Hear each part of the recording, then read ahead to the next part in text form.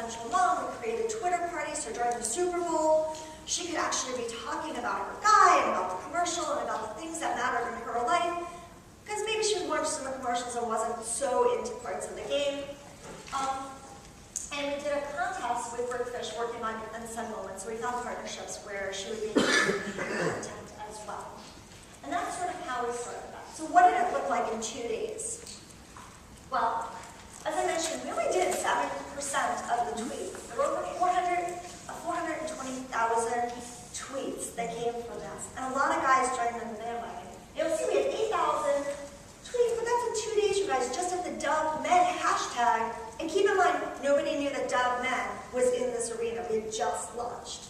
So this is really a huge push coming into a new category with a new audience and capitalizing on a conversation. And what it was, it's about making relevant conversation, providing the hashtag for people to be engaging in the sports arena, and we leveraged all the different touch points that we had. We also had our YouTube videos, and that's where we uploaded that Manthem video that you saw. It's almost 5,000 views, right? And then within those 2 days, 45 influencers joined in. And look, I know there's lots of brands I could show you that have, huge, huge numbers.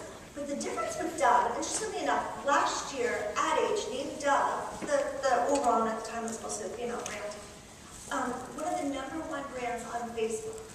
And the reason they did wasn't because our Facebook audience was so huge. I've got actually brands at Unilever that have much larger Facebook audiences. But the difference is our audience is deeply, deeply engaged. And it's that engagement. Anyone can have lots of numbers, but it's the engagement that matters, that person that's resonating to your message and the way that you're inviting them into the conversation versus just pushing content to them. So we struck a chord. Obviously, it was a great campaign. But it allowed for this quick engagement. So 45 people immediately, 9,000 blog posts, which wound up being almost like 200,000 impressions or 2 million impressions from that.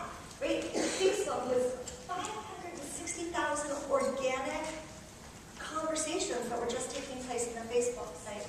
And we had this 87 content launches is just in the immediate first few days. So just to give you an idea of the kind of power you can have, launching your social media efforts on another platform, and also having relevant things. We actually did so well with her. We actually took what we did with Brickfish and took that onto our Facebook site. So we leveraged, and I kind of think God was talking about testing and learning as you go.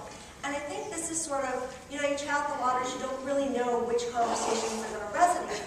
And so we took that conversation to our Facebook site and allowed her to do what she loves best, which is talk.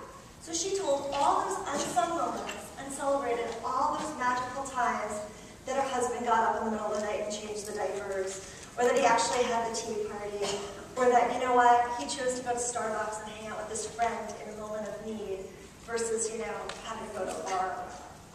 So it really is about submitting and amplifying those stories.